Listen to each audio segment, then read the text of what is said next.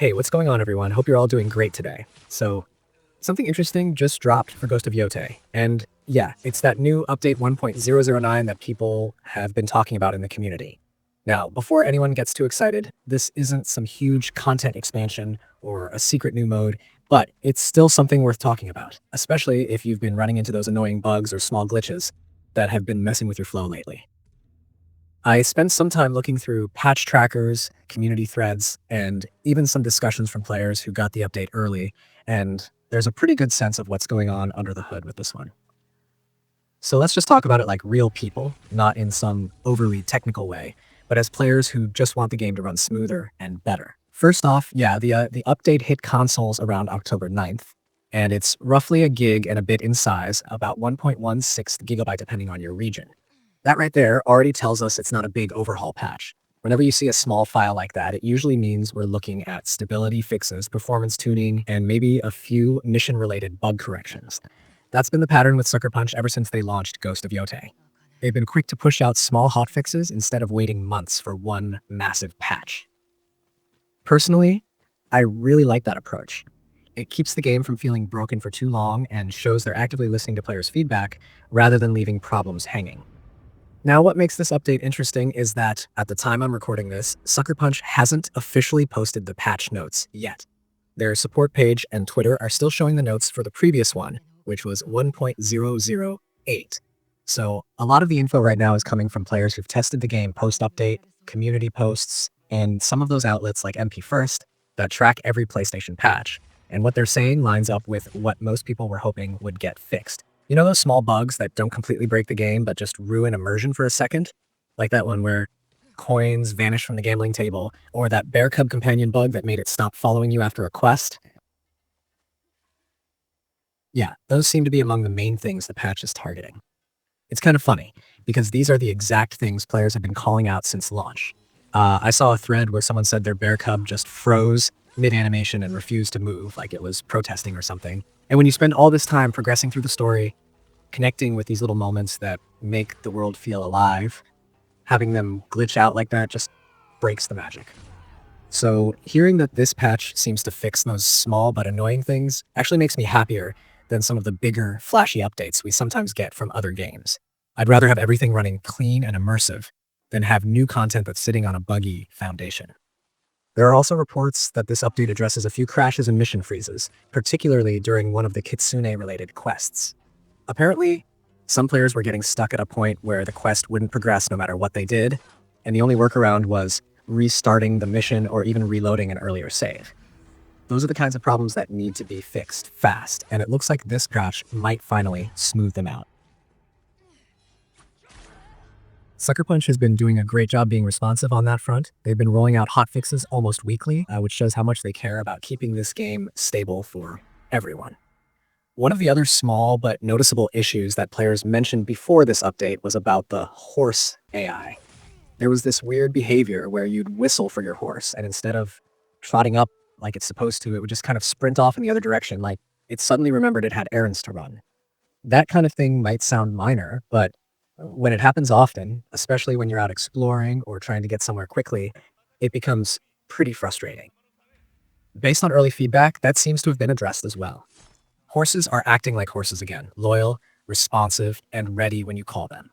Now, because there's no official patch note list yet, we don't have every single detail, but when you start connecting the dots based on community reports and the update file size, the picture becomes pretty clear. This is a stability patch. It's one of those quiet updates that doesn't get flashy headlines, but makes a noticeable difference in how smooth and reliable the experience feels. These are the updates that make the next big patch possible. Think of it like groundwork, polishing up the core so they can start layering in new stuff without the whole thing falling apart. And honestly, that's how good post-launch support should work. I'd rather have a developer push these frequent quality patches instead of waiting months and bundling everything together in one huge update. Something else I noticed in the community conversations is how people are slowly realizing just how responsive Sucker Punch has been since the game came out. The developers might not be posting long public statements for every tiny fix, but the patch rhythm shows they're paying attention.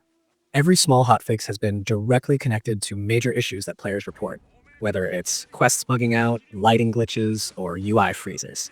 It's that kind of quiet consistency that builds trust with the player base. Even when something breaks, you know they'll patch it soon.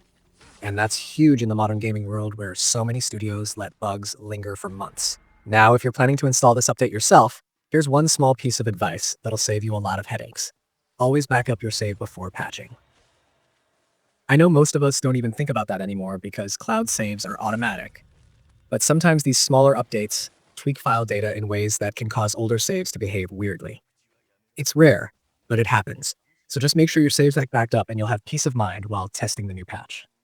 Once you've got that covered, hop into the game, check the main menu for the version number to confirm it's updated, and then head to the areas where you've noticed issues before. Test them out. See if that coin table bug is gone, see if your bear cub's behaving like it should, and pay attention to whether the frame rate or load times feel a little smoother. A lot of players are already reporting slightly quicker transitions and fewer frame dips in dense areas, which might be part of a subtle optimization pass.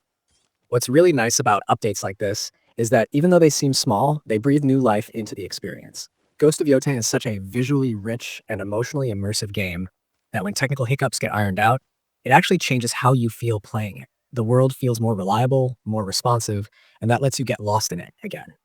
It's like the difference between watching a movie with occasional buffering versus watching it smoothly all the way through. You're just more connected when nothing pulls you out of the moment. One thing I hope they eventually address in future patches, beyond what's included in this one, is some of the AI pathing in open areas. Sometimes enemies or companions still get stuck behind trees or geometry.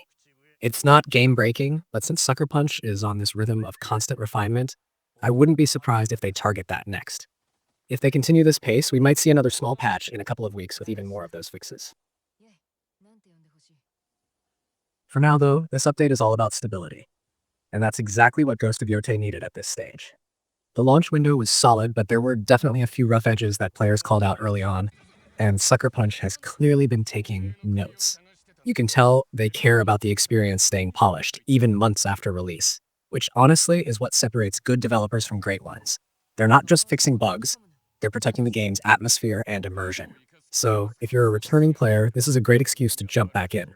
It's one of those patches that won't change your gameplay mechanics, but it'll make your time in the world feel smoother, cleaner, and more refined. And if you're new, it's probably the best time to start because the early launch bugs that some players ran into are gradually being eliminated patch by patch. It's like watching a game settle into its best version right before your eyes. I'll be keeping an eye out for the official patch notes when Sucker Punch finally drops them, because that'll confirm exactly what's been changed behind the scenes. Once those go live, we'll know for sure if any balance tweaks or stealth fixes were snuck in along with the bug patches. Sometimes developers quietly adjust damage thresholds or stealth detection without listing it, and players only notice through testing. So if anything feels different, like if your attacks seem more responsive or if stealth takedowns feel smoother, that might be part of the under-the-hood tuning. It's always fun to notice those little details the devs don't mention directly. Until then, my general impression of this update is simple. It's small, it's smart, and it's focused. No fluff, no filler, just the fixes that matter most. And honestly, that's how live support should be handled. The less time players spend waiting for stability, the more time they get to enjoy the actual arc and storytelling that make games like this special. Sucker Punch seems to understand that better than most. Yeah, if you've been frustrated by disappearing objects, frozen quests, or your horse deciding to go for a jog without you, this update's probably going to feel like a relief. And even if you haven't had any major issues, it's always worth staying current, because each small patch builds on the last, and over time, the difference between version 1 and where the game is now becomes huge. Anyway, that's what's going on with Ghost of Yotei right now. The new update might not come with flashy new gear or cinematic missions, but what it does is arguably just as important. It makes sure the foundation of the game stays rock solid. So go ahead, download it, test it out, and let me know in the comments if you notice any improvements or changes that stand out. I'm really curious to see if the quest and AI fixes everyone's been hoping for finally feel resolved this time. And of course, once Sucker Punch posts the official notes, I'll go through them and break everything down for you guys in detail.